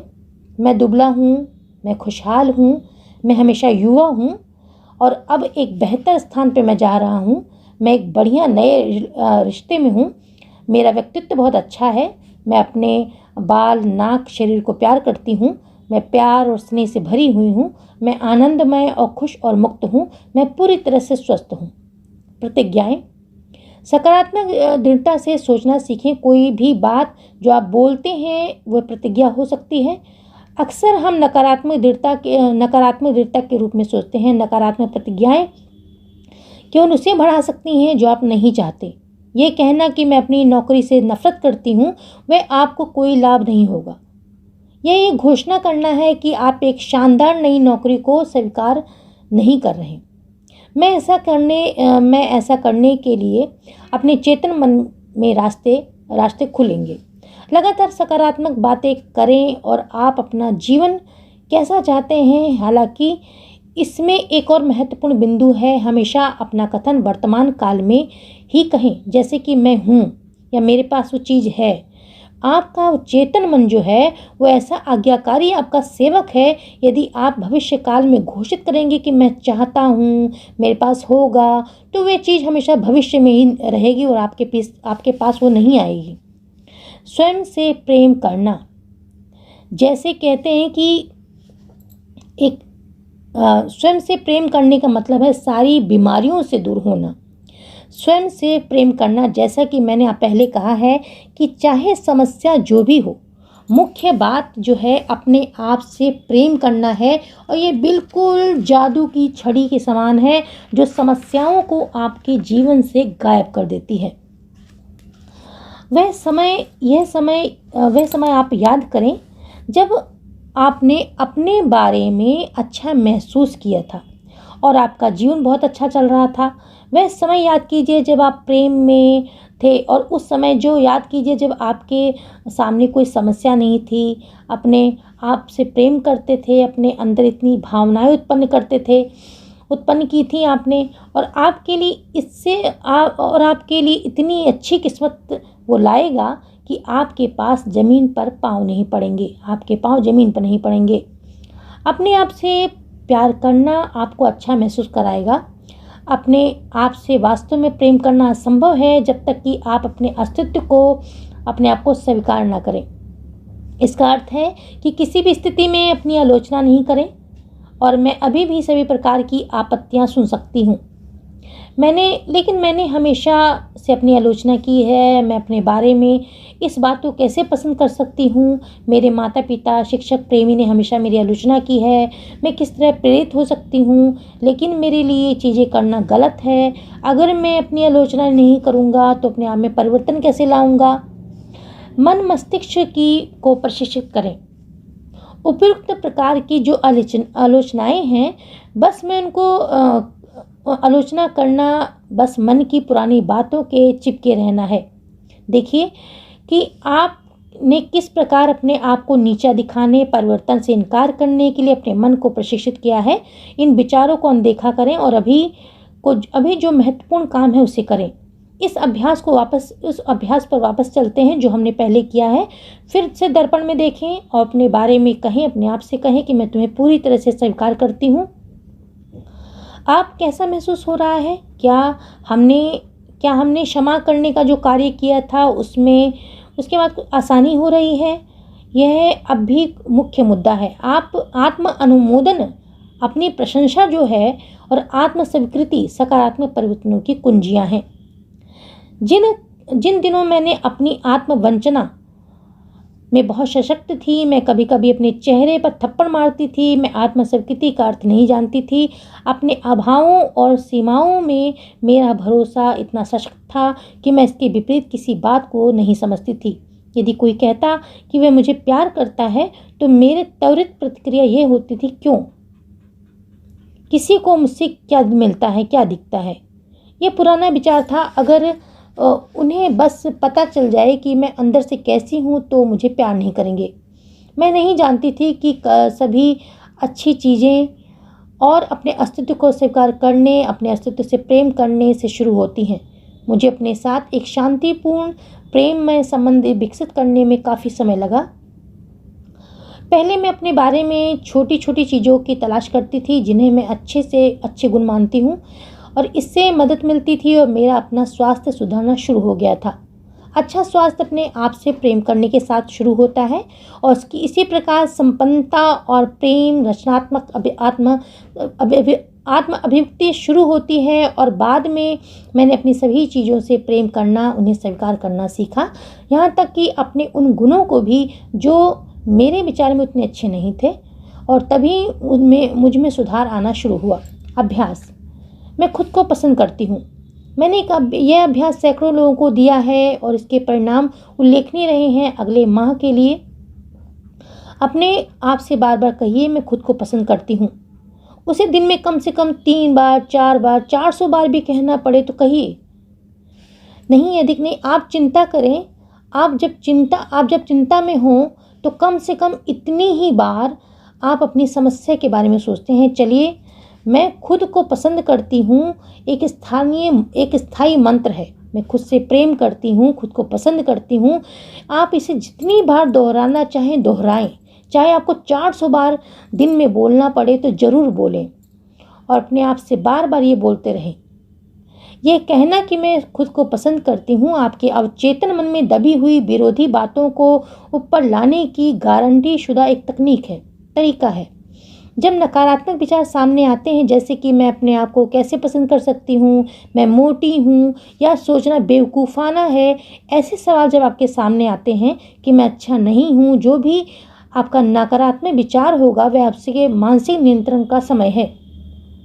इन विचारों को कोई महत्व न दें और शांति से विचारों से कहें कि मैं तुम्हें जाने देती हूँ, मैं अपने आप को पसंद करती हूँ। इस अभ्यास को करने के बारे में सोचना ही काफ़ी बातों को सामने ला सकता है, जैसे कि वे बेवकूफ़ाना है, ये सच नहीं लगता, ये झूठ है, ये बेकार लगता है, और कैसे अपने आप को पसंद कर सकती हूँ, क्या ये सब सच हो सकता है। इन विचारों को निकलने दें, और ये सिर्फ प्रतिरोधक विचार हैं। ये सिर्फ प्रतिरोधक विचार हैं और उनका आपके ऊपर कोई जोर नहीं है जब तक कि आप उन पर विश्वास ना करना चाहें। मैं खुद को पसंद करता हूँ, मैं खुद को पसंद करता हूँ, मैं खुद को पसंद करता हूँ, चाहे जो भी हो, चाहे कोई आपसे जो भी कुछ कहे, चाहे कोई भी आपके साथ कुछ भी करे, जो भी करे, आप बस इसे जारी रखें। वास्तव में जब तक कोई आपके साथ ऐसा कुछ कर रहा हो जो आपको पसंद नहीं है, तो तब आप खुद से ऐसी बात कर सकते हैं, तो आपको ये पता चल जाएगा कि आप विकसित हो रहे हैं, आप बदल रहे हैं। विचारों का हम पर कोई बस नहीं है जब तक हम उसके बस में न हो जाएं। विचार केवल शब्दों का एक संग्रह है और उसका कोई अर्थ नहीं होता है, सिर्फ हम उसे अर्थ दे देते हैं। चलिए ऐसे विचारों को चुनें जो हमें विकास की ओर तक ले जाएं, आत्म उन्नति की तरफ ले जाएं। आत्म स्वीकृति का एक भाग, दूसरे लोगों की राय को छोड़ देना। अगर मैं आपके साथ होती तो आपको बार बार कहती कि तुम एक बैगनी सुअर हो, तो क्या आप उस बात को मान लेते? तो आप मुझ पर हंसते और चिढ़ जाते और समझते कि मैं पागल हूँ। यह असंभव है, आप इसे सच कैसे मानेंगे? इसी तरह हम अपने बारे में जिन चीज़ों पर विश्वास करते हैं उनमें से बहुत सी चीज़ें गलत और झूठी होती हैं। यह मान लेना कि आपका महत्व आपके शरीर के आकार पर निर्भर करता है और तो जैसे आप विश्वास करते हैं कि आप एक बैंगनी सूअर हैं, जैसे कि ये गलत है। जैसा आप मानते हैं चीज़ों को, जैसा आप बिलीफ रखते हैं, वही चीज़ें आपके लिए बिल्कुल सत्य होती हैं। अक्सर जो हम सोचते हैं ये चीज़ें हमारे साथ गलत हैं, वे सिर्फ हमारी व्यक्तित्व की अभिव्यक्ति होती हैं। वे हमारा अनूठापन और हमारी विशेषता होती है। प्रकृति कभी खुद को दोहराती नहीं है।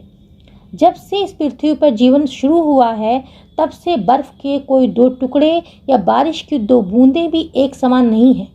हर डेजी का फूल दूसरे डेजी के फूल से अलग होता है।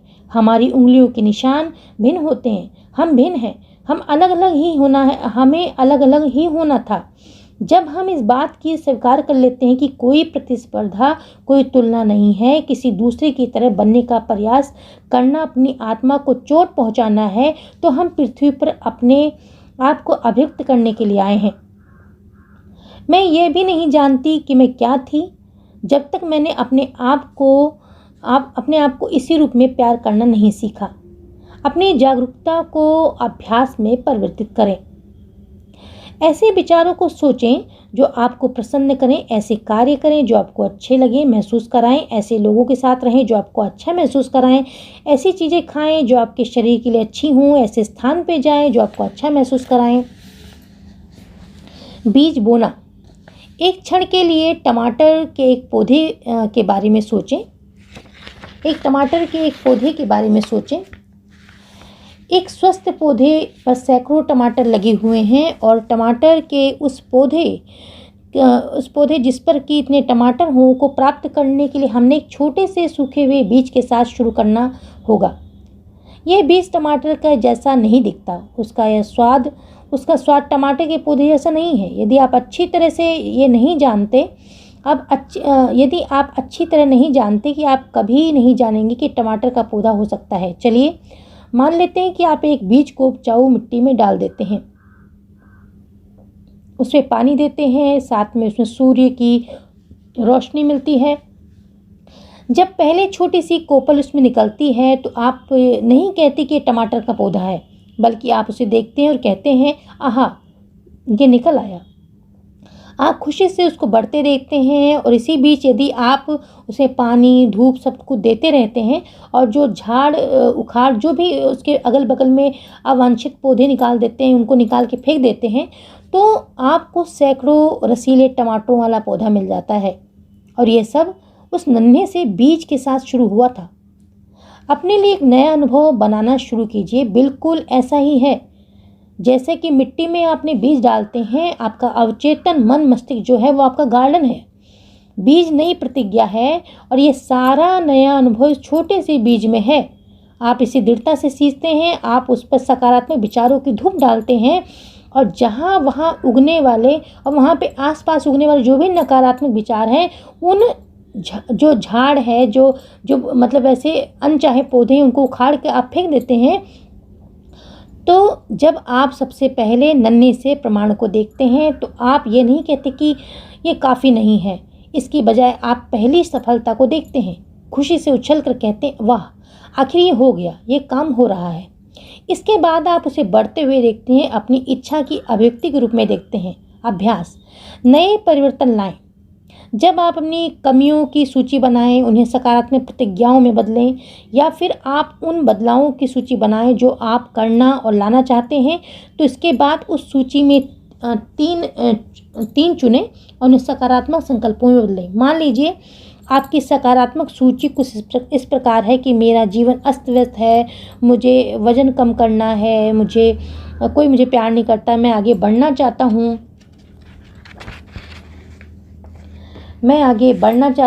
मैं अपनी नौकरी से नफ़रत करता हूँ, मुझे व्यवस्थित होना चाहिए, मैं उतना काम नहीं कर सकता, मैं उतना अच्छा नहीं हूँ। तो आप कुछ ऐसे वाक्यों में बदल सकते हैं कि मैं अपने अंदर उन विचार स्वरूपों को छोड़ना चाहता हूँ जिन्होंने इन स्थितियों को जन्म दिया है। मैं सकारात्मक परिवर्तन की प्रक्रिया में हूँ, मेरा शरीर प्रसन्न है, मेरा शरीर छरहरा है, मैं पतला हूँ, मैं जहाँ भी चाहता हूँ वहाँ जाता हूँ, मेरे पास रहने का उपयुक्त स्थान है, मैं अपने लिए एक अच्छी नौकरी ढूंढ रही हूँ, मैं एक सुव्यवस्थित हूँ, मैं अपने लिए सभी काम पसंद करती हूँ, मैं अपने आप को प्यार करती हूँ, स्वीकार करती हूँ, मुझे भरोसा है कि जीवन में मुझे बेहतरीन चीज़ें मिलेंगी, मैं सर्वोत्तम चीज़ों में के लायक हूँ और मैं उसे स्वीकार करती हूँ। आप इन दृढ़ निश्चयों के समूह में वे सभी चीज़ें होंगी जो आप अपनी सूची में बदलना चाहें। अपने आप को प्यार करें, स्वीकार करें, सुरक्षित स्थान बनाना, विश्वास करना, योग्य बनाना, स्वीकार करना आपके शरीर के वजन को सामान्य बनाएगा। वे अपने मस्तिष्क को व्यवस्थित करने, अपने जीवन से प्रेम से भरे रिश्ते लाएंगे और एक नई नौकरी, नए मकान को आकृष्ट करेंगे। टमाटर के पौधे के बढ़ने की प्रक्रिया चमत्कारिक है और हम अपनी इच्छाओं को जिस रूप में प्रदर्शित कर सकते हैं वह चमत्कारिक है। उत्तम चीज़ों के योग्य होना। क्या आपको विश्वास है कि आप इस योग्य हैं कि आपकी इच्छा पूरी हो सके? यदि नहीं, तो आप कभी भी अपनी इच्छा पूरी नहीं कर सकते। आपके नियंत्रण से परे ऐसी परिस्थितियां उत्पन्न होंगी जो आपको परेशान करेंगी। अभ्यास, मैं योग्य हूँ। फिर से अपने दर्पण में देखें और कहें कि मैं यह पाने के योग्य हूँ, मैं इसे स्वीकार करती हूँ, और इसे 2 या 3 बार कहें। आप कैसा महसूस कर रहे हैं? हमेशा आपकी भावनाओं, आपके शरीर का क्या चल रहा है, उस पर ध्यान दें। क्या ये सच लगता है कि आप खुद को अयोग्य मानते हैं? यदि आपके शरीर में किसी प्रकार की नकारात्मक भावनाएं हैं तो फिर से दृढ़ निश्चय लें, अपनी चेतना में मौजूद विचार स्वरूपों को छोड़ता हूँ और तो मुझे अच्छी चीज़ें पाने से मैं अपनी चेतना में ये कहें कि मैं उन विचारों को छोड़ता हूँ जो मुझे अच्छी चीज़ें पाने से रोक रहे हैं, मैं इसको पाने के योग्य हूँ। इसे बार बार दोहराएं जब तक आपके अंदर विश्वास की भावना उत्पन्न न हो जाए, चाहे आपको लगातार कई दिनों तक करना पड़े। संपूर्णवादी दर्शन। नवीनता के विचार की हमारी प्रक्रिया में अब हम एक संपूर्ण दृष्टिकोण अपनाना चाहेंगे। संपूर्णवादी दृष्टिकोण संपूर्ण अस्तित्व, शरीर, मन, आत्मा को विकसित करना पोषित करता है। यदि हम अब इसमें से किसी को भी उपेक्षित करेंगे तो हम अपूर्ण हैं। हमारे अंदर संपूर्णता का भाव है। ये मायने नहीं रखता कि हम कहाँ से शुरुआत करते हैं, अगर आप उसके साथ दूसरे क्षेत्रों को भी शामिल कर सकते हैं। अगर हम शरीर से शुरुआत करते हैं तो हम पोषण के बारे में सोचना चाहेंगे, खाद्य या पेय पदार्थों के हमारे चयन, हमारी भावनाओं पर उनके प्रभाव के बीच के संबंध को समझना चाहेंगे। हम अपने शरीर के लिए बेहतरीन चयन करना चाहेंगे और इसके लिए जड़ी बूटियाँ, vitamins, homeopathy, back flowers remedy और विभिन्न संभावनाओं को खंगाल सकते हैं। हम इस प्रकार की कसरत के बारे में पता लगाना चाहेंगे जो हमारे अनुकूल है। कसरत हमारी हड्डियों को मजबूत करती है, हमारे शरीर को युवा बनाए रखती है। खेल और तैराकी के अलावा नृत्य, ताई ची, मार्शल आर्ट, योग को अपनाया जा सकता है। मुझे अपना ट्रैपोलिन बहुत पसंद है, रोज़ उसे इस्तेमाल करती हूँ। मेरा एक स्लेट बोर्ड मुझे आराम पहुँचाता है। हम किसी भी प्रकार की शारीरिक मेहनत जैसे रोल्फिंग, हेलर वर्क या ट्रेगर कर सकते हैं। मालिश, फुट रिफ्लेक्सोलॉजी, एक्यूप्रेशर कर सकते हैं। ये सभी चीज़ें लाभदायक हैं। साथ ही आप और भी रेकी है, स्पर्श की प्रक्रिया है, ये सब चीज़ों को भी शरीर सक्रियता के लिए अपना सकते हैं, प्रेरित कर सकते हैं।